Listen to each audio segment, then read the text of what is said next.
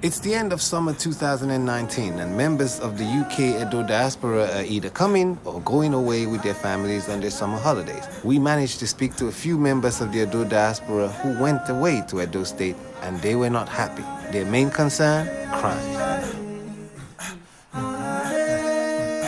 The last time I went to Edo State, I was very happy because seeing family members I've not seen for like few years.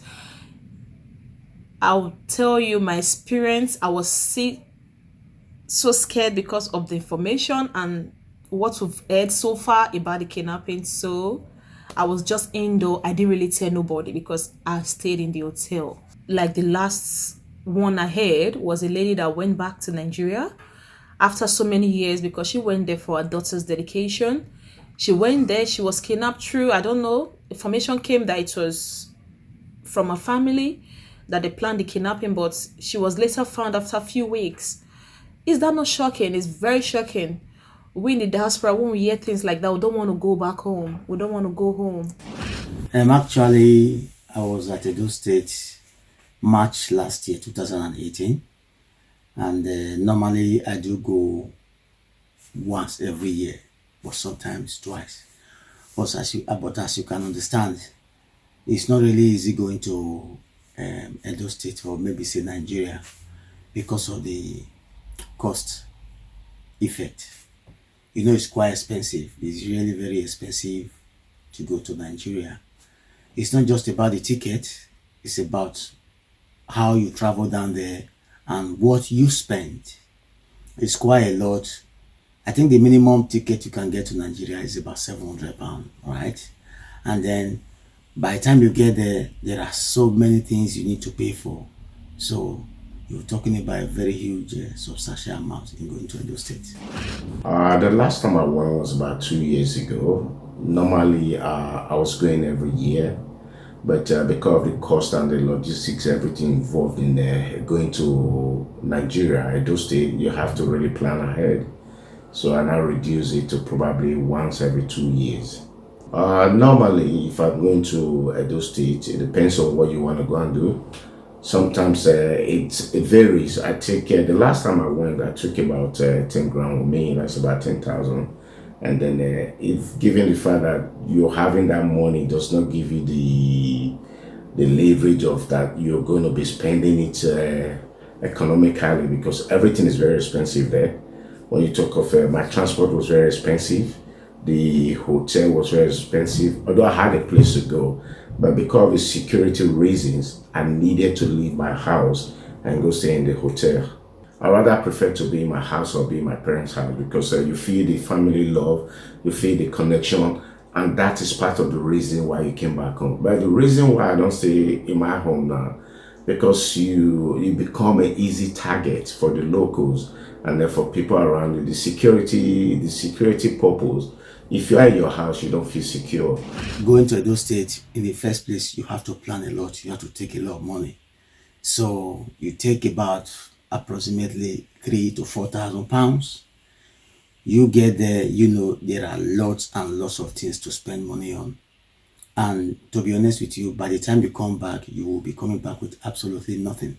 Why? Because right from the airport to Benin, you spend money on virtually every stop of the way, from custom, police, roadblocks, market women, family, relatives, and a lot of things you have to spend money on. Transportation and, you know, living likewise and every other thing, just because of the nature of the country. In diaspora that do business back home, we don't even get our money back. Last year, I tried to send goods back home for people to sell for me. Do you know that I didn't even get my money? Or they will tell you there's no business, there's nothing, there's no customer, but where are the goods? There are so many of them now, many crimes. You see the Yahoo Plus, the kidnapping, you see your drivers going to a line to kidnap you. Prostitution is all over, but because it's Edo State, it's normal for us, so Everything gives me grief and great concern in Nigeria, Edo State in particular. You have the electricity problem, you have the water problem, you have the infrastructure problem. But the biggest one of it, I would say, is the security. because now it has got you to a point whereby you don't even feel safe to even step out of your home. Everybody is looking for one way or the other to make it. Everybody is a suspect in Nigeria. Even your own family members are suspects, because you don't know who to trust anymore. The security has gone so porous in Edo that it gives me a grave concern to worry about. We will spend a lot on all these things. By the time we've taken that money down there, we are boosting the economy. We are investing directly, pushing that money into the state. It circulates and it boosts the economy, and it should make Edo State, grow from strength to strength. So all what we invest or what we take from the diaspora to Edo State, we virtually leave everything there. And this is what boosts the economy, to be honest. You just heard your sister coming back from abroad, and the next thing is just for you to set her up to kidnap her. But if you don't stop that, you know that there will be no development in Benin City, in Edo State. So our young boys have to know that what they are doing is not the best. You are giving us that fear for us not to come home. What you are doing is making us not to come home. And if you don't stop it, I don't think there will be progress in Edo State. There will be worse. Imagine you going for kidnapping and the next thing you see is a policeman gun you down. You'll be dead. Why not think about other things? So you have to know that kidnapping or getting information from your people coming abroad to tell friends for them to kidnap is not the best. There's a crime wave in Nigeria, and in Edo State in particular. Some of the crimes that Benin or Edo will be related with, it's a very common one. Everybody have experience with it. You talk about what the Benin call the native doctor, the jujulist, the herbalist. You talk about the witchcraft. You talk about the ritualist. You talk about the armed robbers. You talk about the kidnappers. You talk about the 419. Just to mention it, the list goes on and on and on. So the crime wave in Benin now is so much that it's like crime pays in Benin City now. So just to give you experiences, myself, my friends, and what other people have experienced, I'll use about 3 as an example. There was a friend of mine. We all went back to Nigeria together, to Benin City in particular. We went out to eat. After eating and drinking, mind you, the security was also a concern because my parents were like, "Oh, where are you going? Come on, I'm not a baby. You don't have to be monitoring me." I understand their concern because it's been a while that I've been there, so I don't know what is really going on. But I was like finding it very funny. You're going out now, people are worried about you going to the next street. It has come to that extent. So, okay, like I was saying, we went to the hotel and restaurants. And then he was like, "Okay, let me go home to my mom to go eat some good Nigerian food she has prepared for me." On getting there, do you know the same bar we were sitting at? The people there, the boys hanging around there, they were just there to see who is who to monitor, and who to rob and who not to rob. But as fate will have it for my friend, he was at the wrong place at the wrong time. When he left in his car, they followed him. On getting to his house, as he was just about to go in because they had to open the gate. So I think the gate was what delayed him staying outside and enabling them to rob him. As the gateman was about to open the gate, they pounced out of the car. They were like, hey, money or whatever. The guy was like, what's happening? Before he knew what was going on, they took him around because they needed money or they needed his car, locked him up in the boot. This is somebody that just came after how many years? Because he was happy to go back to Benin, to give back to Benin, because he was planning to open a company there. He was going to look for location and everything, what to do and how to start about it. Now they took him, locked him in his boot. They used that same car to carry out 5 different robberies. They took him in the morning and then he was rescued about 2 a.m. in the morning. So how many hours is that? He was locked in the boot, and while they were carrying out their robbery, they also had an encounter with the police. Police was shooting at the car. So they had to abandon the car. Luckily for him, as God was standing for my friend, the boot, the trunk, everything was sprayed with bullets. No single bullet touched him. From the moment you start thinking of going to Edo State, security is number one. Well, though we might talk about electricity, infrastructures, and all this stuff, but the main important one is security. The crime rate there is very prevalent, and then by the time you have to be very careful. So that's how it goes. The different kinds of crime we have in Edo State, it ranges from kidnapping, armed robbery, courtesan, pickpockets, whatever, and then even these days now with the herdsmen. Okay, so you find that there are lots of different activities of crime ranging from smaller pickpockets to greater armed robbery. So you could be walking on the road, somebody will stop you, and then it's just as if it's just someone who knows you, and they start telling you, can you move by the wayside? And I'm actually taking you to the ATM, and it discharges your purse, your wallet. It takes your card and it forces you to give him the ATM number and all those things. That is just daylight robbery. That's direct crime. Yeah, there are jobs in Edo State, it's just that maybe their expectation is low. Like there are some people that will go graduate from uni and they came out from with a less if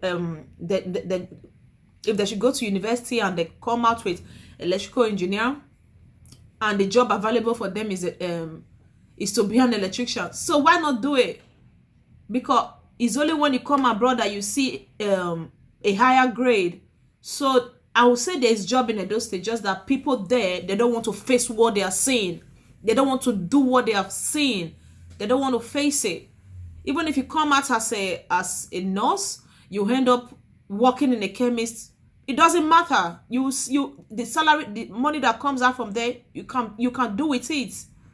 Than you leaving what you've done, what you've gone to school for, and you go into prostitution. So if it's for you to become a chemist girl, it doesn't matter. People ask me, or I ask people as well, why don't you invest in Benin? Why don't you go to Benin to invest? The reason why people are running from Benin, the crime rate, the armed robbery, okay, it's 1 in a million. You can avoid it. It happens even here in the UK. They steal, they kill. But when you have the invisible forces fighting with you, that's witchcraft. That is something you cannot deal with. That is something you cannot fight with. In every homes in Benin, this happened particularly to my friend. When you are here, most of them that are very, very unfortunate, their parents will be going to one herbalist, juju man, to do voodoo for them, to prevent their son or their daughter from coming back to Benin. Because the boy is sending money to them. What this guy did, he was sending money to them to build a house for him or establishment or whatever. Okay, the parents, they took a photo of a house that was not his and sent it to him. So on getting to Benin, he was like, okay, where is my house? Let me go and see my house. They kept giving him cock and bull story, telling him, don't worry, we'll go tomorrow, we'll do this, we'll do that. It got to a point he was fed up, he was like, listen, I need to see my house. When they went there, not only to discover that the house was not his. Or are you talking of one Mr. Sunday, may so rest in peace now? He got to Benin. This is somebody that said goodbye to the wife and children over here. He was not sick. He had no medical condition. He was a very healthy man. He got to Benin. He had an argument with his family over his property and the money they were supposed to be spending. The next day, this guy slept and didn't wake up. Personally, I've been lucky enough not to be directly involved in any crime, but I have an uncle, who went to Nigeria, even at the hotel where he was staying. I'm not going to mention the hotel anyway. He was staying there, and actually, they knocked on his door, got to him, and empty everything he was having. This is a direct uncle to me. And then by the time they got there, they just told him quietly to be quiet, and then just practically take everything from him. From the money he brought to some of his valuables and important things he's got, and then they were all taken from him. So that's how serious it could be in Nigeria. I personally most times I do stay in my house because I'm fortunate to have one, and then sometimes again I can stay at the hotel. It depends on the prevalence security or crimes we have in Edo State. Sometimes it's actually very hot, sometimes it's a bit quiet, so it depends on the time of the year. When you go to Nigeria, there are times everywhere is more quiet than other times. Probably early in December, January, there are lots of people around, a lot of people in the diaspora, so crime rate seem to kind of increase as well. But apart from that, yeah, it's a general thing that occur in Edo State, that any point in time you could be involved in one crime or the other, ranging from kidnapping to armed robbery to night robbery. It could be daytime, it could be nighttime. So all those things need to be actually looked after. When we're growing up, our fathers, our mother, our parents, when they give you 500 naira, you can do with it. But now the kids you see these days, they go out and they bring home so many money. Like you see a mother accepting when a son bring home 5 million naira. Why can't you ask that child, where did you get this money from? Or a daughter come home bringing in a new hair, new Brazilian hair. Ask that child of yours, where did you get this from? That will really stop the crime, So parents upbringing, I would say, is one of the major roles. I left Nigeria was back in the 80s. I think the crime wave now, the reason why you have it happens in every society. If you look at Venezuela, if you look at South America, where the economy is shrinking, where the economy is bad, where there is unemployment, especially for the youth, this is what you get. In the 80s, when I was in Nigeria, before I traveled out, Benin City was not like this. Benin City was the best city anybody wants to come to.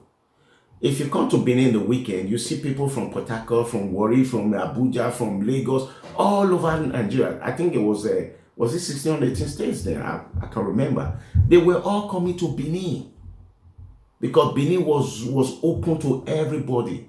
People love to enjoy Benin. So now, looking at the crime rate now, I can say, let me take it back a little bit. If you look at this, the youth, I would say about 70% are graduates. So if you look at the graduates coming out, they are unemployed.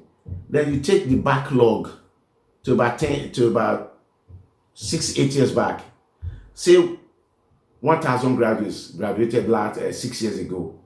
Then 5 years ago, another 3,000 came in. 4 years ago, 6,000 came in. Then take it like that, and they put it to this present time. The unemployment rate for graduates is so high that these people don't know what to do with their lives. The government in particular is failing the graduates in the society. So when the graduates don't go to school, you are intelligent, you are a man or a woman over your 30s, you need to feed. You need to be like a man, you need money in your pocket. So what do? You take the crime wave. Our Edo youths that are involved in this crime stuff, they don't know the impact they are creating in the state, because at the end of the day, directly or indirectly, it affects them as well. Because as we in diaspora, we come to Edo State, we invest directly into the economy. All right, whatever we do, whether it's in the hotel business, whether it's in the hotel services like restaurants, transportation, anywhere we actually invest our money in, we are circulating the money in the state. But if we are being kind of chased out of Edo State by one way of intimidation, by crime or things like that, you will discover that people will not want to come back to Edo State anymore.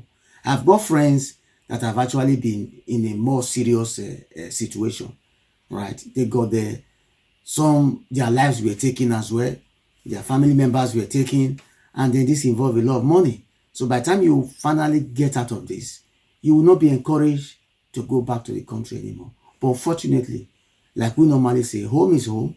You will want to go there because It's your home. But it gets to a point when you are being pushed to the wall. You might say, you know what? My hands are up and I'm not going anymore. They could have it the way they have it. But who is actually on the long end suffering? Is our people. It's Edo youth. It's the people down there that are losing quite a lot. So I think the youth should think about it, or the people involved should think about the situation of trying to chase out the people in diaspora. Because if you prevent them from coming, on the long run, these are the same people that will be suffering it. Because we invest a lot in Edo State. So there are also parents that will come and say, don't you see what Mama John is riding or is doing? They are dragging these kids to go and do what they are not supposed to do. You are dragging these kids into prostitution. You are dragging this boy into kidnapping. You are dragging this boy into yahoo. So you parents, try and look at what your child is doing. If a child bring home 500,000, 1 million, ask him or her, where did you get this from? Can I know the source of this money? You don't just take it. You don't just get hold of it. So you bringing up your child will really play a good role in Edo State, in Edo community, in our environment. I don't think the youth or the Benin people, they know the gravity or the impact it is having on the Edos in diaspora coming back home to invest. I would say that in the sense that if you look at the economy of Lagos, I know for a fact, I can count in my finger more than 20 Benin boys that I know that are multi-millionaires in Lagos. They have establishments in Lagos. These are my friends. And then when I ask them, instead of you creating job opportunity, creating real estate, creating everything here in Lagos, why not go to Benin? What they tell me, Benin is a dead end. Benin is a cost society. There is nothing you do in Benin that will work. Number one, your family will use the native jazz on you. Two, the youth will, if they don't rob you, they don't want to work with you. All they are thinking of is how to bring you down for their own benefit. So I don't think the Edos know the impact it is having on our economy. If you have 1,000 Edos coming back to Benin to give back to Benin, like I have my charity organization as well. I know how many times I've gone back to Benin and said, let me help, let me give back. I'm spending my time, I'm spending my money to come and give back to you. But you are trying to rob me. So when I have that experience with you, do you think I'm coming to Benin again to invest? Or the people I'm trying to reach out to, they are making life difficult for me because I'm not giving them money, I'm not giving them daily bread. Do you think I'm going to come back to Benin to help? Or to build my factory or whatever then? Or a lot of people from diaspora. Okay, I'll use one man as a case study. I don't know if Benin know about him. It's called Amosa. The guy went back to Benin. He stayed in Holland. I know him in Holland way back. I was in Holland before. He went back to Nigeria, Benin in particular, because he was so passionate about Benin, to use his experience and skills to develop the agricultural sector in Benin.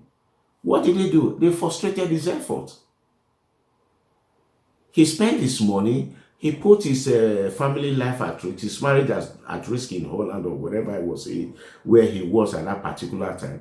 Came back to Benin, only for Benin to disappoint him and prove him right, because he wanted Benin to prove him wrong. He's been hearing that Benin is a no-go place, you cannot invest in Benin, the people are bad, the witchcraft, the criminals, especially the young Benin youth. They are not ready to do anything. How do we control this situation? I will refresh you back in the days, when youths, the child bring things home. The parents used to ask them, where did you get this thing from? What are you doing? But fortunately, these days, it has changed. They no longer ask the youth, how did they get whatever they're having? And then this has actually contributed as if they are being encouraged to go and get something out there without knowing how they got it. Back days in my time, we have other things that will give us money, like bricklaying job, day job, clearing and forwarding, car washing, and maybe manual jobs. Any manual job is okay for a youth to carry on with life. couple with your studies and get ready. And then again, I believe the government as well, they should be involved in crime watch to check everything. Apart from the parents now, the government as well, the security forces, I think they should all be involved in tackling this youth crime, because on the long run, who are the ones suffering it is they themselves as well. Because Edo State is a state whereby it can live alone on tourism. It's a country with great history, tradition, culture, and well-respected background. So if we can actually boost that part of it, a lot of people will be coming in. All right. So this is an area we need to look into. Look at a country where I'm from now, like in the UK. There are people who come there like the Chinese, the Germans, and other people that actually pumping money here. It's through tourism, and that boosts their economy, their services, hotels, restaurants, and a lot of attractions like festivals and concerts and a lot. These are things that we in Edo State can actually boost up. We've got that tradition. We've got this our festival. We can have our carnival. We can have a lot of historical sites that people will be interested in. Then give them a lot of attraction to these things, and people, make a lot of advertisement. We in diaspora, we can actually relate that.